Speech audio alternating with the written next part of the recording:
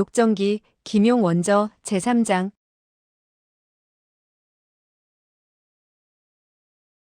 3. 모광야 모경무. 위소보는 모시팔이 대답을 못하자 의기양양해서 말했다.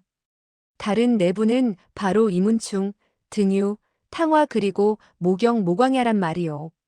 이 세 분은 무슨 왕이라고 부르는데 내가 얘기를 해봤자 모 형은 기억하지 못할걸? 기실 자기도 유광이 어떤 명칭으로 불리었는지 모르고 있었다. 모시팔은 고개를 끄덕여 보였다. 위소보는 다시 말했다. 탕화는 명태조의 옛 친구란 말이야. 나이가 태조보다도 더 많았지. 등유 역시 태조를 일찍부터 알았으며 함께 중원천하를 평정하는 싸움을 했어. 그리고 이문충으로 말하면 태조의 생질이고 모광야는 의붓 아들이야. 그리하여 태조의 성을 따라 주씨라고도 하며 주영이라고 부르기도 했지. 그 후 큰 공을 세우게 되자 태조는 그의 성을 되찾도록 해주어서 모경이라 부르게 된 것이지. 모시팔이 말했다. 알고 보니 그랬군. 그런데 동각이 어떻고 코끼리를 쏴잡은 것은 무슨 얘기인가? 동각을 이용해 강을 건넜다는 것은 코끼리를 쏴 죽인 것과 상관없는 일이야. 태조가 천하를 다스리게 되었을 때 최후로 운남과 귀주의 양왕만이 항복을 하지 않았지. 그 양왕으로 말하면 바로 원나라 마지막 황제의 조카인데 그는 운남과 귀주를 지키며 항복을 하지 않았지. 양왕의 본 이름은 바자르와름이었다. 위소보는 그 이름을 기억하지 못해서 엉터리로 주워 섬기는 것이었다. 모시팔은 이상하게 생각했으나 확실히 모르는지라 아무 말도 하지 않았다. 이때 위소보는 말했다. 태조는 크게 노해 30만의 군사를 모광야에게 주어 공격하도록 했어. 모광야는 운남 가까이에 이르러 원나라 군사를 만나게 되었는데 그 원나라 군사의 대장 이름이 달리마였지. 이 사람은 키가 10장이나 되었고 머리통은 말 같았어. 모시팔은 말했다. 키가 10장이나 되는 사람이 어디 있어? 위소보는 자기가 말을 잘못했다는 것을 알았지만 곧 변명을 했다. 오랑캐는 물론 우리 쪽 사람보다 더 크지 않소? 그 달리마가 몸에 철갑을 두르고 손에 긴 창을 들고 버럭버럭 소리를 내지르는데 그 소리는 마치 허공에서 터지는 천둥 소리와 같았지. 이때 첨벙첨벙 소리가 나면서 물방울이 사방으로 튀었는데 어떻게 된 건지 짐작해봐. 모르겠는데. 어떻게 되었는데? 달리마가 버럭 소리를 지르자 그 소리가 강을 건너와 간이 찢어지게 놀란. 명나라 군사 10여 명이 말에서 떨어져 강물에 빠지며 나는 소리였어. 모광야는 이걸 보고 안 되겠다. 또다시 소리를 지르게 했다가는 우리 명나라 군사가 모두 강물에 빠지는 게 아닌가 하고 걱정을 하게 되었지. 그때 좋은 계책이 떠올랐어. 위소보는 평소 말할 때 제기랄이라는 말을 덧붙이곤 했다. 그러나 모경이 운남 땅을 평정하게 된 이야기를 할 때는 이야기꾼의 말투를 따랐기 때문에 그런 말을 빼게 되었다. 다만 간혹 가다가 들어도 잘 모르는 고사성어를 씨부렁거리곤 했다. 그는 계속해서 말했다. 모광야는 달리마가 다시 큰 소리를 치는 것을 보고 화살을 들어 휙 하고 달리마의 입속으로 쏘았어. 모광야의 활솜씨는 명궁이라 한 개의 화살이 강을 건너 날아갔어. 그런데 달리마 역시 영웅호걸이라 재빨리 몸을 숙여 화살을 피했지. 그런데 그때 뒤에 있는 군사들이 일제히 큰일이 났다고 소리쳤어. 달리마가 고개를 돌려보니 10여 명의 군사 가슴이 꿰뚫려 있었대. 모시팔은 고개를 가로저었다. 그런 일은 있을 수 없어. 모광야가 천생신력을 타고났다 하더라도 한 개의 화살로 10사람의 가슴팍을 꿰뚫을 수는 없을걸. 위소보는 말했다. 모광야는 하늘의 별이 인간의 몸을 빌려 하강한 사람 이외다. 옥황상제께서 그를 보내 명태조를 도운 것이니 다른 사람과 같겠어? 한 화살에 10사람을 꿰는 것은 이름이 있으니 이른바 천운전이라고 하는 것이지. 모시팔은 반신반의해서 물었다. 그 후 어떻게 되었는데? 위소보가 싱긋 웃으며 말했다. 달리마는 크게 노해 내가 활을 쏘는데 나는 못 쏠 줄 아느냐? 하면서 활을 들어 모광야에게 쏘았어. 모광야는 좋았어. 하며 두 손가락을 뻗어 가볍게 그 화살을 끼워 잡았지. 그런데 바로 이때 하늘 위에 한때의 기러기가 날고 있었는데 그 울음소리가 요란했어. 모광야는 한 가지 계책이 떠올라 크게 소리쳤어. 나는 세 번째 기러기의 왼쪽 눈을 쏴맞히겠다. 하고 화살을 들어 그 기러기를 겨누었어. 달리마는 세 번째 기러기를 쏜다는 것도 쉽지 않을 텐데. 어떻게 왼쪽 눈과 오른쪽 눈을 구분할 수 있단 말인가? 하고 고개를 쳐들고 바라보았어. 이때 모광야는 잇따라 세 개의 화살을 달리마에게 쏘았지.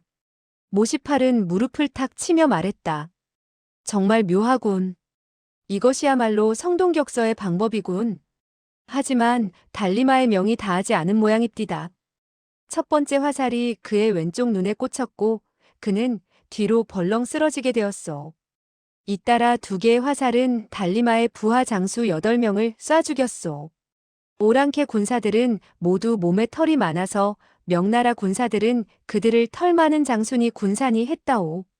모광야는 잇따라 세 개의 화살을 쏘아 18명의 털 장수들을 죽인 셈이 되었소.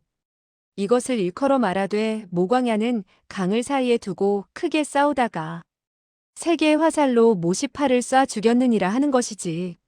모시팔은 어리둥절해졌다. 뭐라고? 위소보가 말했다. 모광야가 18명의 털보를 화살로 쏴 죽였단 말이오. 거기까지 말하다 그는 참을 수 없다는 듯 낄낄거리고 웃었다. 모시팔은 그제야 자기를 비웃는 것임을 알고 욕을 했다. 빌어먹을 터무니없는 소리를 해대는구나. 모광야께선 강을 접하고 크게 싸우다 세 개의 화살로 위소보를 쏴 죽였다라고 하는 게 옳다.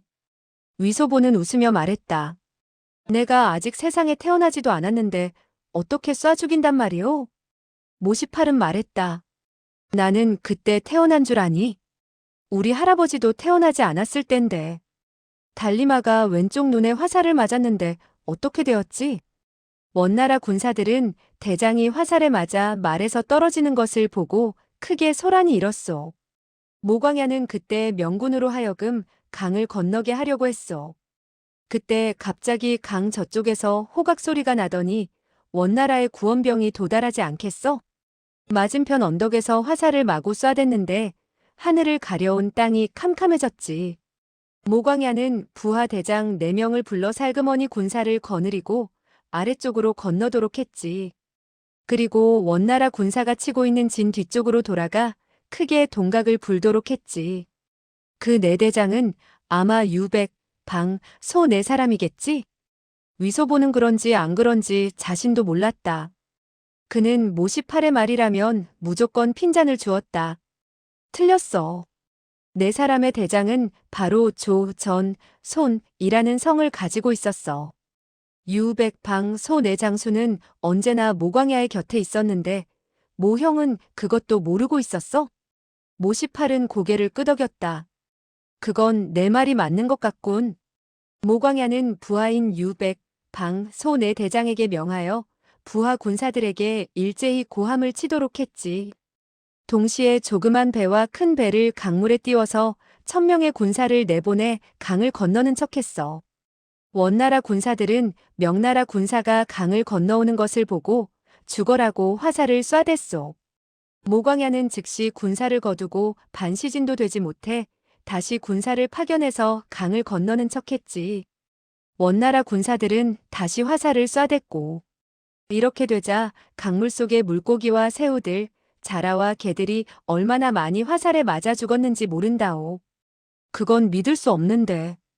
고기를 쏴 죽였다면 몰라도 새우는 아주 몸이 가느다랗고 개와 자라는 껍데기가 두꺼운데 어떻게 화살로 쏴 죽였단 말이냐? 위소보가 말했다.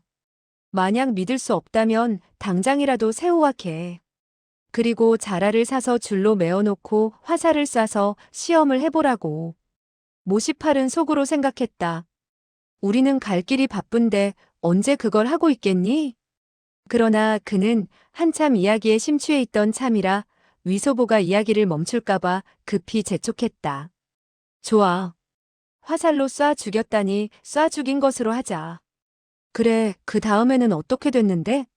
모광야의 수하 군인들은 강 속에서 덜어는 죽었으며 몸에 털이 있는 자라를 잡아 끓여 먹었는데 아무 일이 없었다고 하오. 모시팔은 웃으며 말했다. 망할 놈의 꼬마 녀석, 슬쩍 돌려 사람 욕하기를 좋아하는구나. 위소보는 말했다. 모광야는 오랑캐가 화살을 날리기 때문에 북을 들어 군사들에게 고함을 치게 하여 강을 건너는 척했으나 정말 강을 건넌 건 아니었어. 그런데 얼마 후 오랑캐 진 뒤에서 동각 소리가 크게 일었지. 바로 조, 전, 손, 이 사장이 아래쪽으로 강을 건너서 오랑캐의 뒤로 간 것이었지. 이때야 그는 명령을 내려 공격을 하도록 했어. 군사와 장수들은 방패를 들고 조그만 뗏목을 움직여 강을 건너게 되었어. 오랑캐 군사들은 밤낮으로 화살을 쏘아댔기 때문에 화살이 거의 동이 나고 말았어. 그런데 뒤쪽에서 적이 공격해오고 주장이 활에 맞아 중상을 입은 참이라 군사들의 마음은 크게 동요가 됐지. 거기다가 모광야가 앞장을 서서 돌격을 해가자 오랑캐들은 그만 동쪽과 서쪽으로 도망가기에 바빠 크게 소란이 일었지. 모광야는 오랑캐의 진중에 한 명의 군사가 말 위에 비스듬히 누워있고 그 앞에서 많은 사람이 간호하는 것을 보고 그가 달리마라는 것을 알고 즉시 말을 몰아 호통을 쳤소. 오랑캐 달리마야. 이래도 말에서 내려 투항을 하지 않겠느냐? 달리마가 말했소. 난 달리마가 아니오. 나는 모광야는 그의 왼쪽 눈에 박혀있는 한 개의 화살이 바로 자기의 화살이라는 것을 알았소. 그래서 그는 가볍게 팔을 뻗어 그를 잡아 땅바닥에 내동댕이 치며 말했소. 뭐가란 말이지. 이렇게 되자 유백, 방, 소 네 대장이 다가와 달리마를 잡아 꽁꽁 묶어버렸소. 이 싸움에서 오랑캐 군사는 크게 패하게 되었고 강 속에 빠져 죽은 사람도 이루 셀 수가 없었다고 하오. 그리고 강 속의 자라들은 털이 기다란 오랑캐의 시체들을 먹었기 때문에 자라의 몸에도 털이 나게 되었는데 그 이후부터는 모왕팔이라고 불렀지. 그렇게 털이 난 자라는 다른 곳에서는 찾아볼 수 없대. 모시팔은 위소보가 중간중간 자기를 욕한다고 생각했으나 흥 하고 콧방귀만 뀌었을 뿐 확실한 것이 아니어서 아무 말도 하지 않았다. 그는 운남강 속엔 진짜 털이 있는 자라가 있는지도 모른다고 생각했다. 위소보는 말했다. 모광야는 큰 승리를 거두게 되었고 그 즉시 말을 몰아 양왕이 있는 성으로 갔어. 성 밖에 이르렀을 때 아무런 기척이 없었지. 모광야는 명을 내려 북을 치며 싸움을 걸었어. 그러자 성머리에 하나의 목패가 들어 올려졌는데 그 위에는 면전이라는 두 글자가 써 있었지. 모광야는 인자한 사람이라 양왕이 투항을 하려고 한다고 생각했지. 만약 명을 내려 성을 부수고 쳐들어간다면 많은 백성이 살상을 당하게 될 것인즉 사흘 동안 싸움을 걸지 않으며 스스로 항복하기를 기다리는 편이 백성을 위해 좋은 것이라 생각했지. 모시팔이 무릎을 치며 말했다. 그렇지. 모광야의 집안이 영원히 운남을 지키면서 명나라와 처음부터 끝까지 운명을 같이 한 것은 바로 모광야가 백성을 사랑했기 때문이고 인자한 마음을 하늘이 돌봤기 때문이다. 그런데 어느 날 모광야가 막사 안에서 등불을 켜고 춘추라는 책을 읽고 있었는데 삼국시대의 관운장 관왕야도 춘추를 즐겨 읽었는데 모광야도 즐겨 읽었군. 모두 똑같은 왕야가 아니오? 그러니 자연 춘추를 보게 되었지. 춘추를 보지 않고 설마 하니 하동을 보았겠소? 그 하동이라는 것은 장비가 보는 체기회다. 멧돼지 같은 장비는 용기는 있으되 지각이 없는 사람 아니오? 모광야는 하늘의 무곡성이 세상에 현신하신 분이니까 관운장과 같이 춘추를 즐겨 읽었고 하동이란 책을 보지 않은 것이요. 모시팔은 춘추와 하동이란 어떤 것인지 모르는지라 고개를 끄덕였다. 모광야가 한동안 책을 읽고 있었는데 갑자기 성 안에서 몇 번 울부짖는 소리가 들려왔소. 그 소리는 매우 우렁찼는데 호랑이 소리도 아니었고 말 울음도 아니었지. 모광야는 그 소리를 듣고 속으로 야단났다고 생각했어. 그건 무엇이 부르짖는 소리지? 어디 한번 알아맞혀 보라고. 성 안에 달리마 같은 장수가 있어서 큰 소리를 친 것이 아닐까? 위소보는 고개를 가로저었다. 아니야. 모광야는 즉시 북을 쳐서 장수를 불러 모았어. 그리고 금으로 만들어진 영전을 들고 말했지. 유장군은 들으시오. 즉시 삼천의 군사를 이끌고 강을 돌아 두더지를 잡도록 하시오. 많이 잡을수록 상을 내리겠고 잡지 못하면 군법으로 다스리겠소. 명을 받들겠습니다. 그리고 유장군이 영전을 받아들고 밖으로 두더지를 잡으러 가게 되었지. 왜 두더지를 잡는다는 것이지? 위소보가 말했다. 모광야는 용병술이 귀신과 같았어. 하지만 군대의 기밀을 누설할 수는 없지 않겠어. 원수께서 명을 내리시니 순종만 할 뿐이었지. 그리고 명을 받는 장군이 한마디라도 더 묻게 된다면 모광야는 대노에서 즉시 장막 밖으로 끌어내 참수를 하지.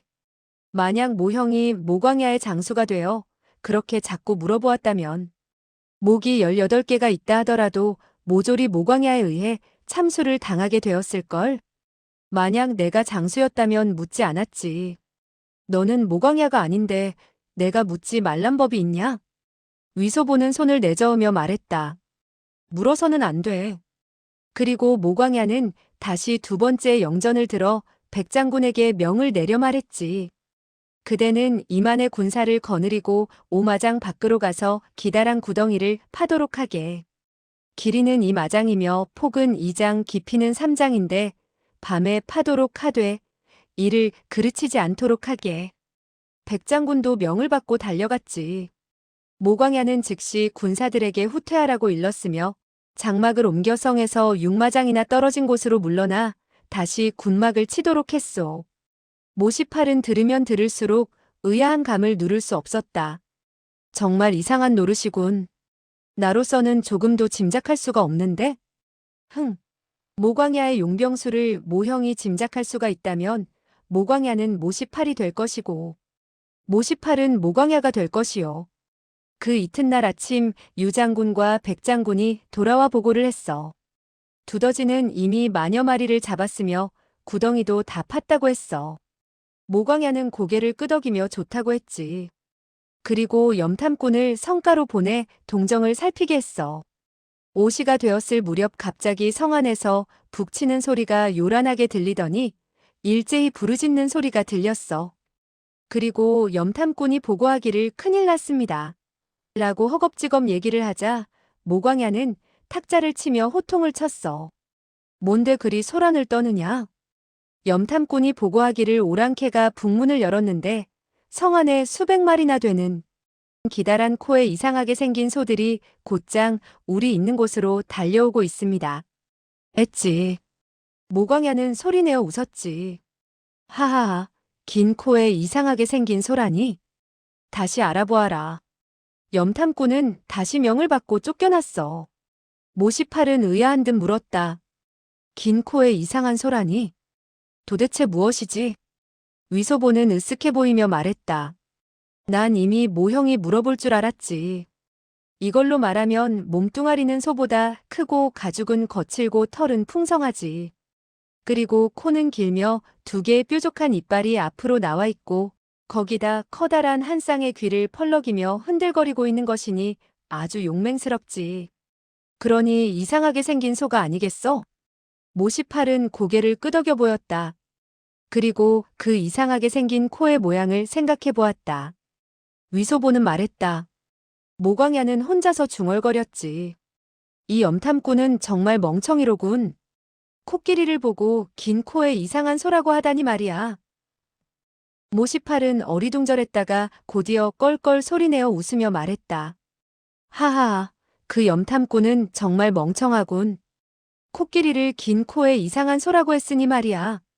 하지만 북쪽 사람이라 한 번도 코끼리를 본 적이 없으니 탓할 수 없지. 위소보는 계속해서 말했다. 모광야는 전법을 펼치도록 하고 멀리서 바라보았어. 그러고 보니 멀리서 몇백 마리의 코끼리가 머리에 창을 매달고 미친 듯 달려왔으며 코끼리의 꼬리에는 모두 불꽃이 매달려 있었어. 원래 운남성은 버마와 가까워서 양왕은 수백 마리의 큰 코끼리를 사서 화상진을 펼치게 된 것이고 소나무 가지를 코끼리의 꼬리에 달아 불을 당긴 것이었소. 놀란 커다란 코끼리들이 명나라 군사들을 향해 달려왔던 것이지. 코끼리들은 가죽이 두껍고 살은 풍성해서 화살을 쏴댔지만 맞아도 쓰러지지 않았어. 그렇기 때문에 명나라의 진세가 조금만 흐트러진다면 오랑캐들은 코끼리 뒤를 따라 공격을 해올 판이었지. 명나라 군사들은 북쪽 사람들이라 모두 코끼리를 본 적이 없어 코끼리가 달려들자 간이 콩알만해졌지. 모시팔이 얼굴에 우려의 빛을 띠고 말했다. 정말 그 화상진은 대단하겠는걸?